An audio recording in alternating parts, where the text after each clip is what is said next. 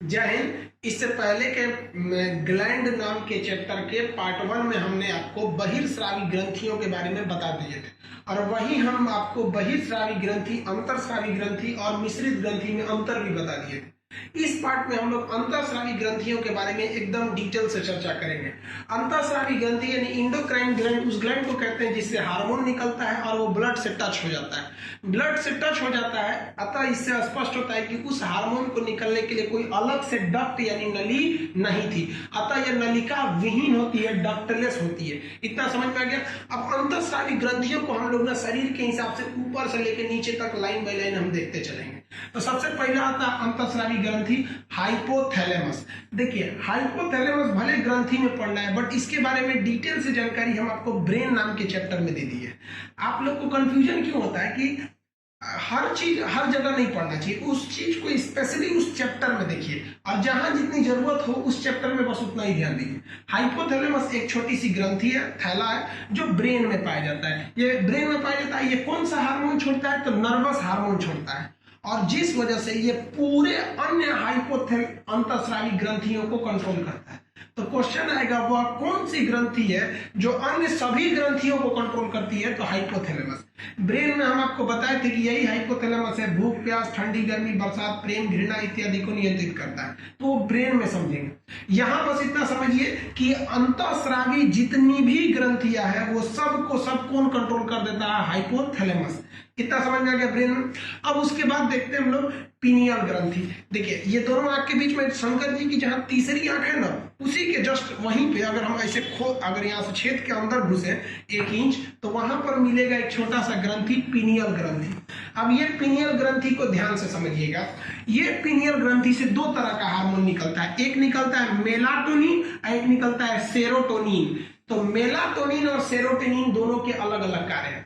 देखिएगा, रात के समय हमारा स्किन हल्का काला पड़ने लगता है, तो मेलानिन से याद रखिएगा, मेलाटोनिन रात के समय ये रंग को काला करता है, दिन के समय नहीं। रात के समय जब धूप नहीं पड़ेगी ना, तो रंग को हल्का ये डार्क कर देता है। कौन सा? मेलाटोनिन। तो ये रंग को करता है। और साथ ही साथ इसी मेलाटोनिन का ही एक अलग रूप है जिसको कहते हैं सेरोटोनिन। ये सेरोटोनिन हार्मोन क्या करता है? ये हमें नींद लाता है।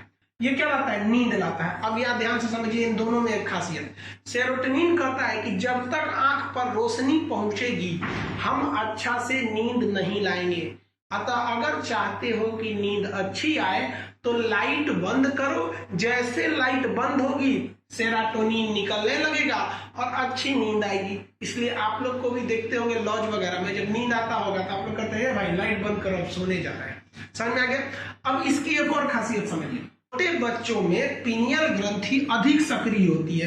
कहेगा ये किसमें ज्यादा सक्रिय होती है? तो छोटे बच्चों में। अब ये ज्यादा सक्रिय होगी तो ज्यादा नींद लाएगी, इसलिए छोटे बच्चों को देखिएगा नींद बहुत आता है। छोटा बच्चा को नींद लाना रहेगा ना, तो उसकी माँ देखिएगा गोद में लेके, बाबू सो जा सो जा सो जा, धड़ धड़ धड़ उसका सर हिलाएंगे, पीट दीजिए तो उसका पीनियल ग्रंथि उसको नींद ले आ देगा। सो सो सो सो।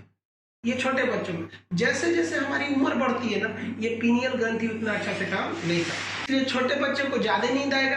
थोड़ा और उम्र बढ़ेगा तो थोड़ा सा नींद कम होगा। अभी आप लोग को नींद ज्यादा लगता होगा, अपने घर में देखिएगा दादा बाबा लोग, उन लोग को बहुत कम नींद आती है। तो समझ गए, पीनियल ग्रंथि बच्चों में काम करता है, उसको हिला दीजिएगा सो जाएगा। हम लोग में उतना अच्छा काम नहीं करता है। पता चला नींद आ रहा है, कोई आगे कहता है बाबू सो जा सो जा, 2 झापड़ आदमी उठ को दे देगा, रात को नहीं क्या डिस्टर्ब कर रहा है। अब वही छोटा बच्चा को देखिए ना, पीट दीजिएगा बाबू बाबू सो जा, तो सो जाता है। तो ये समझ में आ गया। इस ग्रंथि को हम लोग बायोलॉजिकल ग्रंथि के नाम से भी जानते हैं, क्योंकि यह दोनों आंखों के बीच में यहाँ अंदर की ओर पाया जाता है, इसलिए इसे कई वैज्ञानिक तीसरी आंख या थर्ड आईज के नाम से जानते हैं। तो ये आप पीनियल ग्रंथि समझ गए। ये जो ग्रंथि होती है ये भी कैसी है? अंतःस्रावी ग्रंथि। क्यों अंतःस्रावी है? क्योंकि हार्मोन छोड़ता है, किसी को कोई दिक्कत नहीं। अब इसी पीनियल के बगल में एक ग्रंथि पाई जाती है जिसे हम कहते हैं पिट्यूटरी यानी पीयूष ग्रंथि। देखिए, पीयूष ग्रंथि को हम लास्ट में देखेंगे। क्यों? क्योंकि अभी आप पीयूष ग्रंथि देखने लगेंगे ना, तो पीयूष ग्रंथि से बहुत सारे हार्मोन निकलते हैं और आपका मनोबल कमजोर होते लगेगा। आपको लगेगा कि हम बहुत कमजोर हैं बायोलॉजी, हमें समझ में नहीं आ रहा है। इसलिए मनोबल न टूटे, इसलिए हम लोग उसको साइड में देखें। समझ में आ गया कि नहीं आ गया? तो उसको हम लोग थोड़ा सा साइड में देखते हैं। अभी उसको रहने देते हैं, अब थोड़ा सा और नीचे उतरते हैं। ब्रेन में 3 ग्रंथि, हाइपोथैलेमस, पीनियल और पीयूष। पीयूष को हम साइड में देखेंगे। अब आ जाते हैं गर्दन में एक ही बात। अगली जो अंतःस्रावी ग्रंथि आती है गर्दन में। गर्दन में जो ग्रंथि होती है उसे कहते हैं थायराइड ग्रंथि। ये सबसे बड़ी अंतःस्रावी है। देखिए सबसे बड़ी ग्रंथि लीवर है, अब वो बहिर्स्रावी है। अंतःस्रावी में सबसे बड़ी अंतःस्रावी जो ग्रंथि है वो है थायराइड ग्रंथि। इसे हम लोग हिंदी में क्या कहते हैं, आउटू ग्रंथि कहते हैं। हिंदी में क्या कहेंगे, आउटू ग्रंथि। ये बीपी को कम कर देती है, कंट्रोल कर देती है बीपी को। क्यों? क्योंकि इसमें थायरॉक्सिन नामक हार्मोन पाया जाता है। तो थायरॉक्सिन हार्मोन कहाँ निकलता है, आउटू यानी थायराइड ग्रंथि से। ये किस चीज का बना होता है ये थायरॉक्सिन हार्मोन, तो इसमें टायरोसिन पाया जाता है और आयोडीन। आप इसको तो बहुत अच्छे से जानते होंगे आयोडीन को। अब टायोसिन भी होता है, याद रखिएगा। टायोसिन और आयोडीन दोनों जरूरत होती है थायरॉक्सिन बनाने के लिए। अब इस थायराइड ग्रंथि में 3 बीमारियां होती है, याद रखिएगा, जिसे आप सबसे ज्यादा जानते हैं ग्वाइटर यानी घेंगा। इस आयोडीन की कमी या टायोसिन की कमी से ये घेंगा हो जाएगा, इतना बड़ा गर्दन फूल जाएगा, ये घेंगा नाम का रोग हो जाता है आयोडीन की कमी से। कहेगा घेंगा यानी ग्वाइटर यानी घेंगा में कौन सी ग्रंथि प्रभावित होती है, तो आउटू यानी थायराइड ग्रंथि। इतना समझ गए। दूसरी बीमारी क्रिटिसिज्म होता है। क्रिटिनिज्म, क्रिटिनिज्म कौन सी बीमारी होती है, देखिए इसको याद कैसे रखें, क्रिटिसाइज से याद रखें। क्रिटिनिज्म ये बच्चों में पाया जाता है। अगर ये बच्चों में टायोसिन या आयोडीन की कमी हो गई तो कोई जरूरी नहीं है कि घेंगा ही हो, वो क्रिटिनिज्म भी हो सकता है। इससे बच्चों की बुद्धि कम हो जाती है। देखिए कोई बच्चा एकदम शांति से बड़ा रहेगा, चुपचाप, ज्यादा बोलेगा नहीं, एकदम चुपचाप मन में आके बैठल है, तो क्रिटिसिज्म हो जाता है। और एक सबसे खतरनाक हो जाता है, अगली जो बीमारी खतरनाक हो जाती है मैक्सोडेमा नाम की बीमारी। ये मोटापा के लिए हो जाता है। इसमें क्या होता है, मांस फूलने लगता है, आदमी एकदम मोटा आ जाता है, एकदम भयानक। ये महिलाओं में ज्यादा हो जाता है ये बीमारी। तो इससे क्या होता है, आदमी मोटा आके एकदम समियाना टाइप का हो जाता है, एकदम थल हो जाएगा, एकदम भयानक टाइप का। तो वही देखेंगे ना, थायराइड से आदमी अजीब डिजाइन से मोटा हो जाता है। तो ये 3 प्रमुख बीमारियां होती है। तो अंतःस्रावी ग्रंथि देखिए ब्रेन में कितना, 3। कौन कौन, हाइपोथैलेमस, पीनियल और पिट्यूटरी। पिट्यूटरी को हम समझाएंगे। ये हो गया थायराइड। अब इसी थायराइड ग्रंथि के पीछे छोटा छोटा ग्रंथि होती है, छोटी सी दाल के बराबर, चने के दाल के साइज की ग्रंथि होती है, जो इसी थायराइड का भाई है, उसी के पीछे। उसे हम कहते हैं पाराथायराइड। पारा मतलब पाराथायराइड, उसे हम पारा आउटू कहते हैं। इससे एक ही क्वेश्चन ज्यादा पूछता है कि वह कौन सी ऐसी ग्लैंड है जो पीयूष ग्रंथि के कंट्रोल के बाहर है। तो इस पर पीयूष ग्रंथि का कंट्रोल नहीं रहता है, ये पीयूष ग्रंथि के हिसाब से नहीं चलती है। इससे कौन सा हार्मोन निकलता है, तो देखिए थायराइड से निकला थायरॉक्सिन, तो पाराथायराइड से निकलेगा पाराथायरॉक्सिन हार्मोन निकलेगा। और ये शरीर में कैल्शियम और फास्फोरस की मात्रा को नियंत्रित करता है। ये नहीं रहेगा तो कैल्शियम की कमी हो जाएगी हमारे शरीर में। तो ये चौथा आप समझ गए अंतःस्रावी ग्रंथि। अब एक और समझते हैं थाइमस ग्रंथि। ये क्वेश्चन एलडीसी में क्वेश्चन पूछा था कि वक्ष मतलब होता है छाती, उदर मतलब होता है पेट, वक्ष गुहा में कौन सी ग्रंथि पाई जाती है, तो कौन सी ग्रंथि, थाइमस ग्रंथि। हम लिख देते हैं कहां पाया जाता है, वक्ष में पाया जाता है, यानी छाती में पाया जाता है पीनियल थाइमस ग्रंथि। याद रखिएगा इसका बड़ा महत्वपूर्ण काम है। ये प्रोटीन बनाता है और लिम्फोसाइट बनाता है। प्रोटीन हमारे शरीर में वृद्धि में मदद करता है और लिम्फोसाइट बीमारियों से रक्षा करता है। लेकिन ध्यान रखिएगा ये जो थाइमस ग्रंथि है ना, ये 15 साल की उम्र के बाद काम नहीं करता है। इसलिए आप देखे होंगे कि छोटा बच्चा जो होता है 15 साल से कम का होता है, वो खाना पीना कहीं नहीं करता है। नाश्ता करेगा 11 बजे, खेल के आएगा, उसकी मम्मी पीटेगी, नाश्ता क्यों नहीं किया, ये नहीं किया। अरे भाई उसकी मम्मी को क्या पता है कि उसके अंदर अभी थाइमस ग्रंथि काम कर रहा है। जो खाना से आप प्रोटीन दीजिएगा वो प्रोटीन उसको खुद ही मिल जा रहा है। और छोटा बच्चा को देखिएगा कबाड़ में खेलेगा, इधर घूमेगा, और देखिए छोटा बच्चा सबको एकदम छोटे रहता है, कुछ भी उठा कर मुंह में डाल लेगा, बीमार नहीं पड़ता है। क्यों? क्योंकि उसका थाइमस ग्रंथि उसमें लिम्फोसाइट बना रहा होता है। अब वही जब बड़े होइएगा, हम और आप या बूढ़े लोग, उनमें थाइमस ग्रंथि अब काम नहीं कर रही है, अब वो जल्दी बीमार पड़ेंगे और उनको प्रोटीन भी नहीं बनेगा, उनको ज्यादा खाने की भी जरूरत होती है। ये समझ में आ गया आप लोग को, इतनी ग्रंथियां। अभी और भी अंतःस्रावी ग्रंथि है।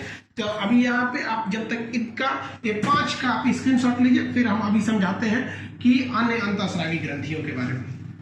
5 तो आपको अंतःस्रावी ग्रंथि बता दिए। अब 6वां समझिए, एड्रीनल ग्रंथि। एड्रीनल ग्रंथि को हम हिंदी में अधिवृक्क कहते हैं। यह वृक्क यानी किडनी के ठीक ऊपर होता है। जब हम आपको उत्सर्जन यानी किडनी बढ़ा रहे थे तब हम आपको अधिवृक्क के दिखाए थे कि वो कहाँ होता है। किडनी के ऊपर भी ये चिपका रहता है एड्रीनल ग्रंथि। इसे हम लोग 4S या 3F टेक्निकल नाम से जानते हैं। अब इसका हम वर्क समझते हैं, ध्यान से समझिएगा। एड्रिनल ग्रंथि से एक हार्मोन निकलता है जिस हार्मोन को कहते हैं एड्रिनलिन हार्मोन। ये नाम याद रखना है, बहुत सिंपल है। एड्रिनल ग्रंथि, एड्रिनलिन हार्मोन।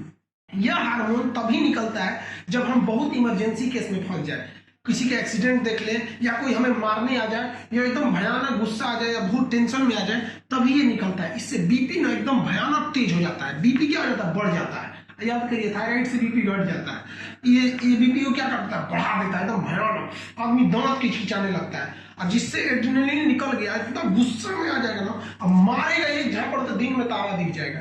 इसीलिए इसे कहते हैं फाइट, यानी मारो, एंड फ्लाइट, उड़ जाओ, भाग जाओ, तो लड़ो उड़ो हार्मोन कहते हैं। यानी जब ये एड्रेनलिन निकलेगा ना, तो देखते होंगे कभी कभी गुस्सा में आदमी मारता है ना, गुस्सा समझते हैं ना, बिखिया के एकदम खीस में एक झापड़ देगा ना, दांत निकल जाएगा बाहर। कौन से हार्मोन की वजह से? एड्रेनलिन के वजह। एड्रिनल ग्रंथि से कहां पाया जाता है? किडनी में। समझ गया? इमरजेंसी ग्लैंड किसे कहते हैं? एड्रेनलिन। 4S या 3F इसी को कहते हैं लड़ो उड़ो। लड़ो मतलब फाइट, उड़ो मतलब flight. Fight and flight hormone. ना समझ में आ गया? अब हम लोग 7वां समझते हैं, बहुत इंपॉर्टेंट है ये, इसको याद रखिए। Gonad gland. गोनाड ग्लैंड किसे कहते हैं? जितने भी जनन ग्रंथि होती है, जनन ग्रंथि एक मेल में होगा ये टेस्टिस, और फीमेल में होगा ओवरी। तो ध्यान दीजिए, गोनाड ग्लैंड को हम क्या कहते हैं? जनन ग्रंथि। इससे कौन से हार्मोन निकलेंगे? स्पष्ट है कि जनन हार्मोन निकलेंगे। अब किराना की दुकान में मछली थोड़े मिलेगी, किराना का सामान मिलेगा। तो जनन ग्रंथि से कौन सा हार्मोन निकलेगा? जनन हार्मोन। अब यही समझिएगा, जितने भी जनन हार्मोन होते हैं वो स्टेरॉइड के बने होते हैं। ये हम न्यूट्रिशन चैप्टर में बताएंगे। स्टेरॉइड क्या होता है, प्रोटीन क्या होता है। जितने हार्मोन है सभी के सभी हार्मोन प्रोटीन के बने होते हैं, लेकिन याद रखिएगा, जनन हार्मोन स्टेरॉइड के बने होते हैं। इन ग्रंथियों के बारे में डिटेल से चर्चा प्रजनन यानी रिप्रोडक्शन नामक चैप्टर में किया जाता है। ग्रंथि नामक चैप्टर में उतनी चर्चा इस पर नहीं की जाती है, फिर भी हम आपको थोड़ा इस पर बता देते हैं। गोनाड ग्लैंड यानी जनन ग्रंथियां मेल में अलग होती है और फीमेल में अलग होती है। मेल में जो जनन ग्रंथि है टेस्टिस, उसके 2 टेस्टिस होते हैं जो शरीर के बाहर होते हैं। तो ये हो गए टेस्टिस। टेस्टिस से क्या निकलता है? टेस्टोस्टेरोन। टेस्टोस्टेरोन जो होता है, इसी के कारण पेशाब में थोड़ा सा गंध भी आता है। टेस्टोस्टेरोन ये उसके जनन हार्मोन है। ये हम प्रजनन में आपको समझाएंगे। कुत्ता देखिएगा पेशाब कर करके अपना बॉर्डर बना देता है। किससे? क्योंकि उसके पेशाब में टेस्टोस्टेरोन ज्यादा रहता है। मेल के पेशाब में भी टेस्टोस्टेरोन ज्यादा रहता है। फौजी जब सोते हैं ना, तो चारों ओर जंगल में ना पेशाब कर देते हैं ताकि कोई जंगली जानवर ना आए। किस हार्मोन की वजह से? टेस्टोस्टेरोन की वजह से। कुत्ता कभी कभी रात में ना मोटरसाइकिल पर पेशाब कर देता है और बॉर्डर बना देता है कि भैया ये मेरा एरिया है। सुबह बेचारा मोटरसाइकिल वाला आया, मोटरसाइकिल लेके चला गया। अब दूसरे के एरिया में घुसेगा तो कुत्ता सुनेगा, अरे दूसरा कुत्ता का गंध आ रहा है, अब वो मोटरसाइकिल को दौड़ा देता है। लोगों को लगता है कि हमारा मोटरसाइकिल से क्या लगा है इसको, फिर मोटरसाइकिल पे कोई कुत्ता पेशाब किया हुआ है। समझा क्या? कुत्ता एक एरिया से दूसरे एरिया में नहीं जाते हैं। कुत्तों के दुनिया में रोमिंग नॉट अलाउड, वो लोग रोमिंग का चार्ज लेता है। ये मेल का पहला हो गया टेस्टोस्टेरोन, और दूसरा स्पर्म होता है जो प्रजनन में मदद करता है।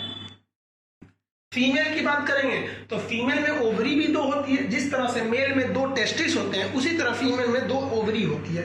समझ में गया? 2 ओवरी कमर के पास होगी यहाँ पे, तो 2 ओवरी होती है। इन ओवरी से 3 हार्मोन निकलेंगे। अब ध्यान से समझिए, एस्ट्रोजन हार्मोन। एस्ट्रोजन हार्मोन ये मेंस्ट्रुएशन साइकिल यानी पीरियड के निर्माण में मदद करता है, ओवम के निर्माण में मदद करता है। प्रोजेस्टेरॉन, नाम से स्पष्ट है, प्रोजेस्टेरॉन ये प्रोटेक्ट करेगा। प्रोटेक्ट मतलब बचाव करेगा। माँ के पेट में जब बच्चा आ गया है ना, तो बच्चे की रक्षा करेगा, उसे 9 महीने तक संभल के रखेगा। और यही प्रोजेस्टेरॉन कभी कभी कम हो जाता है ना, तो देखेंगे बच्चा 2 महीना पे हो जाता है, मर जाता है, तो बोलते हैं बच्चा नुकसान हो गया। क्यों नुकसान हो गया? क्योंकि उसको प्रोटेक्ट करने वाला प्रोजेस्टेरॉन नहीं था या कम पड़ गया था। समझ में गया? किसी को कोई दिक्कत नहीं। और वही कभी कभी प्रोजेस्टेरॉन कम होता है तो कोई लड़का ना 7 महीना में पैदा हो जाता है। 7 महीने में पैदा होगा तो इसे मिर्कुचा हो जाएगा, इसे तो लोग बोलते हैं सतवासल है ससुराली। समझ आ गया? अब देखिए रिलैक्सिन क्या होता है। जब बच्चा पैदा होता है तो माँ के गर्भ से वो नॉर्मल डिलीवरी होने के लिए रिलैक्सिन नामक हार्मोन होता है जो मांसपेशियों को फैला देता है। तो ये है रिलैक्सिन हार्मोन। यही रिलैक्सिन हार्मोन नॉर्मल डिलीवरी में मदद करता है। अगर ये रिलैक्सिन हार्मोन कम पड़ जाए तो नॉर्मल डिलीवरी नहीं होगा। समझ में गया? आजकल इसका कुछ डॉक्टर भी मिसयूज करते हैं। वो उस महिला को सारी दवाइयां देते हैं, गर्भवती महिला को, और एक ऐसी भी दवा दे देते हैं ना जो रिलैक्सिन हार्मोन बनने ही नहीं देता है, और उस महिला से कह देते हैं कि ये वाली दवा टाइम से खाना। अब उस ससुरी उसी दवाइया को एकदम चाव से खाती है, तो खो ससुरी। अब उससे क्या हो जाता है कि रिलैक्सिन हार्मोन बनेगा नहीं, अब उसका नॉर्मल ऑपरेशन नहीं होगा, नॉर्मल से डिलीवरी होगी नहीं, ऑपरेशन करना होगा। ऑपरेशन से लड़का को तो कोई दिक्कत नहीं होता है, महिला को ज्यादा सुरक्षा देना पड़ता है लड़का से। 6 महीना तक सीढ़ी मत चढ़ो, ये मत करो, मत। एक तो नखरा अपने होती है लोग, और उस पे से वो ऑपरेशन हो गया। देहात में वो कहावत करते हैं, रोए के रहनी तले अखिए खुदा गई, और बढ़िया बहाना मिल गया। तो आप लोग ध्यान दीजिएगा इस सबको, लड़का लोग। तो ये समझ में आ गया। गोनाड ग्लैंड के बारे में डिटेल से जानकारी हम प्रजनन नाम के चैप्टर में पढ़ेंगे। यहाँ हम आपको हल्का बता दिए गोनाड के बारे में, बाकी तो डिटेल पता है। आप इसका एक स्क्रीनशॉट लीजिए, फिर हम आपको सबसे महत्वपूर्ण ग्रंथि पीयूष ग्रंथि के बारे में बताते हैं। देखिए, गोनाड ग्लैंड तक आप 7 ग्रंथियां देख ली। अब सबसे महत्वपूर्ण अंतःस्रावी देखते हैं हम लोग, कौन सा? 8वां नंबर। देखिए, ऐसे तो ये हमको ब्रेन में ही पढ़ लेना था, बट देखिए इतना ज्यादा काम है ना पिट्यूटरी का, इसलिए इसको साइड में रखे, बड़ा चीज को साइड में निपटा देना। तो हम समझते हैं पिट्यूटरी ग्लैंड, यानी हम पीयूष ग्रंथि को कहते हैं। पीयूष ग्रंथि जो होता है ना, ये ब्रेन के एकदम नीचे होता है। जैसे जैसे पीयूष ग्रंथि रखा हुआ है और उसी के ऊपर ब्रेन रखा हुआ है, तो हम ये कह सकते हैं कि ब्रेन के एकदम बेस में, यानी आप आधार में कहिए या उसके तल में कहिए, ये रखा रहता है। इसका वजन मात्र 0.6 ग्राम होता है। यह बहुत ही छोटी ग्रंथि है, बहुत छोटी अंतःस्रावी ग्रंथि है। इतना तो पता ही कि ये अंतःस्रावी है, ये सब छोटी। देखिए, इससे भी एक छोटी होती है पीनियल ग्रंथि। पीनियल ग्रंथि पीयूष ग्रंथि से भी छोटी होती है, बट ऑप्शन में अक्सर देता है सबसे छोटी ग्रंथि कौन सी है, तो पीनियल ऑप्शन में नहीं रहता है तो पीयूष आदमी लगा देता है। तो देखिए, ये पीनियल ग्रंथि इससे भी छोटी होती है। ये पूरे बॉडी को कमोबेश कंट्रोल करती है, लगभग ये पूरी बॉडी को कंट्रोल कर देती है, इसलिए इसे मास्टर ग्रंथि कहते हैं। आप बताइए, क्या यह पारा आउटू यानी पाराथायराइड को कंट्रोल कर पाती है? नहीं, लेकिन ये सबको कंट्रोल कर देती है, इसलिए इसे मास्टर ग्रंथि कहते हैं।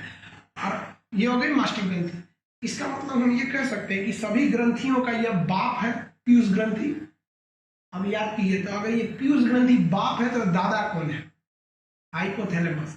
वो पूरी की पूरी पीयूष ग्रंथियों को कंट्रोल करता है, तो ग्रंथियों का बाप पीयूष ग्रंथि और ग्रंथियों का दादा कौन सा? वो आपका हाइपोथैलेमस। और हाइपोथैलेमस को कौन कंट्रोल करता है? ब्रेन। तो ग्रंथियों का परदादा हो जाएगा ये ब्रेन, इसलिए ब्रेन को सुरक्षा देना जरूरी है। इसलिए हेलमेट नहीं पहनिएगा ना तो पुलिस बहुत मार मारती है, फाइन भी लगाती है कि परदादा को सुरक्षा दो। तो देखिए ध्यान से, अब ये पीयूष ग्रंथि से ना अलग अलग टाइप के हार्मोन निकलते हैं। बेसिकली 4 टाइप के निकलते हैं, हम उन चारों को देखते हैं। सबसे पहला होता है TSH, थायरॉक्सिन स्टिमुलेटिंग हार्मोन। जब कभी भी शरीर में थायरॉक्सिन की कमी होती है तो ब्रेन जो होता है कौन सा हार्मोन छोड़ता है? TSH, thyroxine stimulating hormone. क्यों छोड़ता है? जब शरीर में थायरॉक्सिन की कमी होती है तो ये इसे छोड़ देता है, ताकि थायरॉक्सिन की जरूरत पूरी हो सके। समझ में आ गया आप लोग को? तो थायरॉक्सिन बनाने के लिए थायराइड को उत्तेजित करता है। अब दूसरा आता है STH। STH का होता है सोमेटोट्रोपिक। कौन सा? सोमेटोट्रोपिक हार्मोन। ये हमारी वृद्धि को नियंत्रित करता है। अगर ये ससुरा ज्यादा निकलेगा तो भीम का शरीर हो जाएगा, इसको जाइंटिज्म कहते हैं। जाइंट क्वेश्चन भी पूछा हुआ है, जाइंटिस बीमारी किससे होती है? तो STH हार्मोन से। खली का शरीर देखे ना, WWF वाला ग्रेट खली, भयानक है एकदम वहां पे। किसकी वजह से? STH की वजह से। किसी किसी में ये STH बहुत कम निकलता है तो उसका शरीर एकदम ठेमरा जाता है। देहात में बोलते हैं ना, बौना हो गया, सर्कस में जाकर ठेमरा गया, बंठा हो गया, एकदम बौना हो जाता है, वो शॉर्ट शरीर हो जाती है उसकी। किसकी वजह से? STH हार्मोन की वजह से। समझ आ गया? इसी पीयूष ग्रंथि से जो तीसरा हार्मोन है LTH, लैक्टोजेनिक हार्मोन। यह लैक्टोजेनिक हार्मोन, ये लैक्टोजेनिक हार्मोन क्या करता है बाबू? ये दूध के निर्माण में मदद करता है। याद रखिएगा, बहुत इंपॉर्टेंट क्वेश्चन। दूध के निर्माण में कौन मदद करता है? तो लैक्टोजेनिक हार्मोन। इसे प्रोलैक्टिन हार्मोन के निर्माण में कौन मदद किया? LTH hormone. LTH हार्मोन को प्रोलैक्टिन हार्मोन भी कहते हैं। कौन सा हार्मोन? प्रोलैक्टिन हार्मोन के नाम से भी जानते हैं। समझ आ गया? देखिए बाबू, दूध बनाया कौन? माँ के स्तन में दूध बनाता कौन है? ये आपका प्रोलैक्टिन हार्मोन या एलटीएच हार्मोन। लेकिन देखिए गाय भैंस को भी आप देखिएगा दूध दूहने में कितना तकलीफ होता है। अगर आप दूध दुहिएगा तो बहुत मेहनत लगता है उसको दूहने में। तो गाय का बच्चा कैसे दूध पी पाएगा? तो एक दिन का बच्चा में उतनी शक्ति होती है? नहीं होती है। इसीलिए दूध को स्तन से आराम से निकाला जा सके, इसके लिए एक हार्मोन होता है ऑक्सीटोसिन हार्मोन। ये दूध को स्रावित कर देता है, बाहर आराम से निकाल लेता है। इसलिए 2 दिन का बच्चा भी ना आराम से दूध पी सकता है। किसकी वजह से? ऑक्सीटोसिन की वजह से। अब जानवरों को देखिएगा ना, मानव इतना निर्दयी हो जाता है ना कि गाय भैंस को ना ऑक्सीटोसिन का हार्मोन का इंजेक्शन लगा देता है। गाय जो होती है अपने बच्चे के लिए दूध को थन में ना रोक लेती है कि मेरे बच्चे के लिए, अपने बच्चे के लिए। लेकिन आदमी से बढ़कर दलित, उसी का तो नतीजा है सब कोरोना। हम लोग ने प्रकृति पे कम अत्याचार किए हैं, तो पर अत्याचार का ही ये नतीजा है कोरोना। हम लोग गाय भैंस को ना थन में ऑक्सीटोसिन का इंजेक्शन लगा देते हैं। अब वो ऑक्सीटोसिन क्या करता है? दूध का स्राव कर देता है। तो देखिए दूध बनाने के लिए एलटीएच या प्रोलैक्टिन और दूध को बाहर निकालने के लिए शरीर के ऑक्सीटोसिन निकालना चाहिए। हालांकि इस पर सरकार ने बैन लगाया है, लेकिन क्या फर्क पड़ता है, लोग अपना वाला करते हैं। अब इसी पीयूष ग्रंथि से एक 5वां टाइप का जो हार्मोन निकलता है उसे कहते हैं वैसोप्रेसिन हार्मोन। वैसोप्रेसिन हार्मोन क्या करता है? पेशाब की सांद्रता को नियंत्रित करता है। अगर ये ज्यादा होगा तो पेशाब बहुत गाढ़ा हो जाएगा, शांत हो जाएगा और पेशाब करने में ना जलन होने लगेगी। और अगर ये कम हो गया तो फिर पेशाब एकदम पतला हो जाएगा और शरीर से ज्यादा ही पानी निकल जाएगा, बॉडी का पूरा पानी निकल जाएगा। तो वैसोप्रेसिन हार्मोन समझ में आ गया। तो ये पीयूष ग्रंथि से कितने प्रकार के हार्मोन? 5 तरह का। आप बताइए, टीएसएच थायराइड को, एसटीएच पूरे शरीर की वृद्धि को ज्यादा निकल गया तो क्या हो जाएगा? जाइंटिनिज्म हो जाएगा। और देखिए ध्यान से, एलटीएच दूध बनाता है, इसका दूसरा नाम क्या होता है? प्रोलैक्टिन। ये दूध बनाएगा और दूध को निकालेगा कौन? Oxytocin hormone. समझ में आ गया। और वैसोप्रेसिन पेशाब की मात्रा को नियंत्रित करता है। किसी को कोई दिक्कत नहीं। अब आप कहिएगा कि दूध बनाने का काम ब्रेन से हो रहा है, दूध को स्रावित करने के लिए ब्रेन से हो रहा है, तो फिर स्तन क्या करता है? स्तन केवल दूध को स्टोर करने का काम करता है, इससे ज्यादा कुछ नहीं। तो ये आप अंतःस्रावी ग्रंथि समझ गए। अब इस वीडियो में अंतःस्रावी ग्रंथि, नेक्स्ट वीडियो में हम आपको मिश्रित ग्रंथि बता देंगे। आप इसका एक स्क्रीनशॉट ले लीजिए।